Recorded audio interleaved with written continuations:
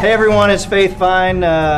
This is an exclusive interview with Caedmon's Call. It's very serious.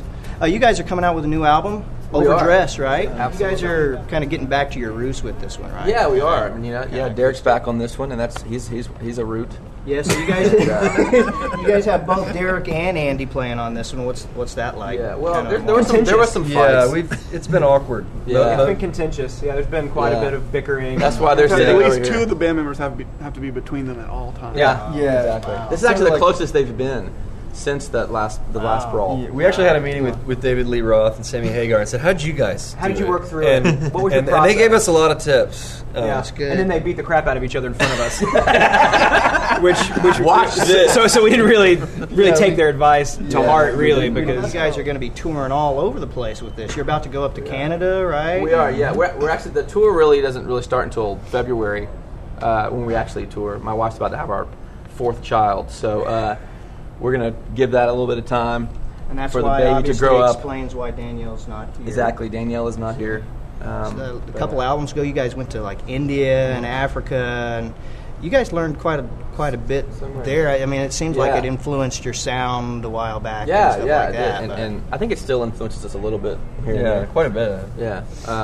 And you guys are kind of into the real like missional living. I see that everywhere.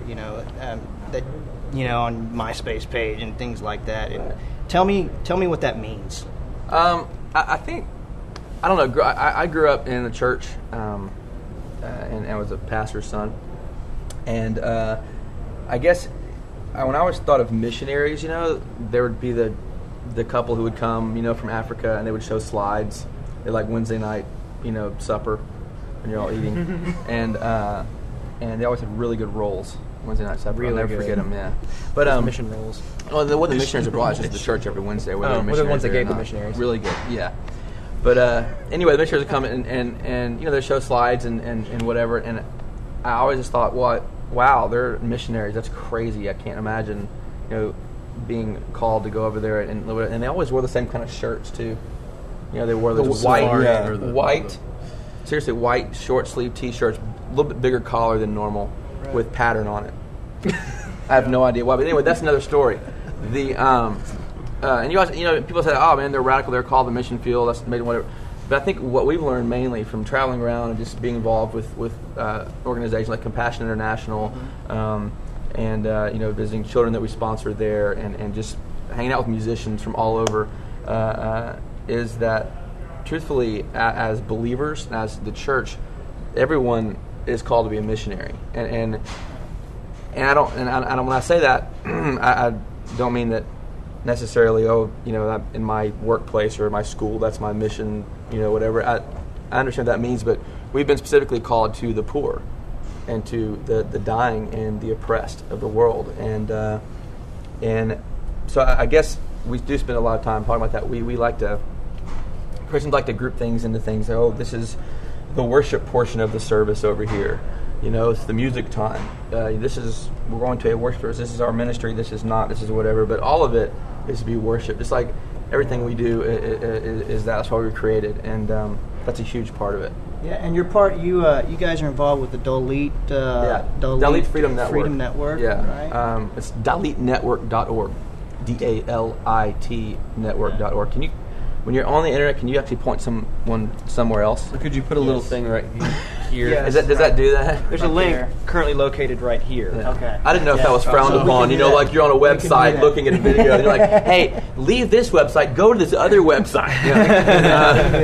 But it's all about helping the oppressed uncast. They're like outside of the caste system even. There. All the caste system in India.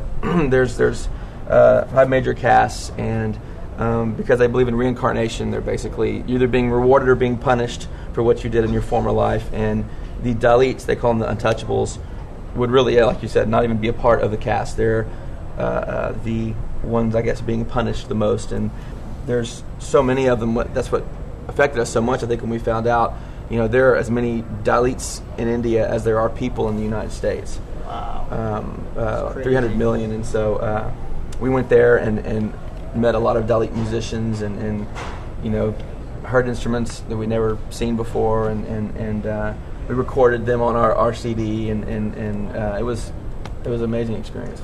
Do you guys? What is it that you see that you guys are here for? Your ministry. I think that I guess it is a perspective thing. I mean, growing up, I think that my idea of what it meant to be a follower of Christ it had to do more with what I didn't do and what I stayed away from rather than what I did. And when we talk about good works, there were not really any good works involved. That would just meant my good works were not cussing and I was Baptist, not dancing, all that stuff. And truthfully, Christ was ridiculed and therefore followed because he healed on the Sabbath day. He washed the feet of lepers. He hung out with prostitutes and tax collectors and loved people that no one else would love. It seems to me that we spend most of our time separating ourselves from the non-believers and washing our hands of the world, so to speak, instead of getting our hands dirty in the middle of it. And we're content to keep people that believe differently than us out there, and we think it's better to boycott some soap company because they give money to somebody who gives money to somebody who might support abortion than it is to love people, and we're more worried about the conservative political implications of helping someone with AIDS than we are helping someone with AIDS. Yeah. We'd rather say, well, why does he have AIDS? Than we would actually love that person. And I mean, it's just kind of a sad thing. I think that we've just absolutely been deceived as a Christian culture. I don't know, the devil's not prowling around with a beer, a joint, a Playboy magazine. Speaking of church, when you guys are on the road, what do you guys do for church?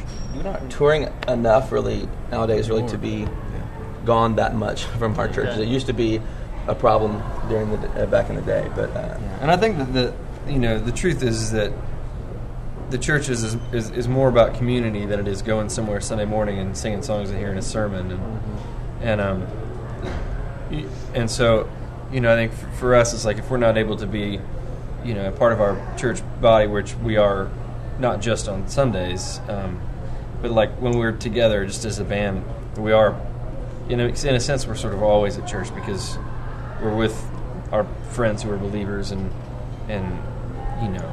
we get to talk about who Jesus is and what he does, and that can happen anytime. That's early on. We used to get that question all the time when we were on the road constantly. We'd tour 9 or 10 months out of the year, and people say, "What do you do? You guys have like a Bible study you do every morning or whatever?"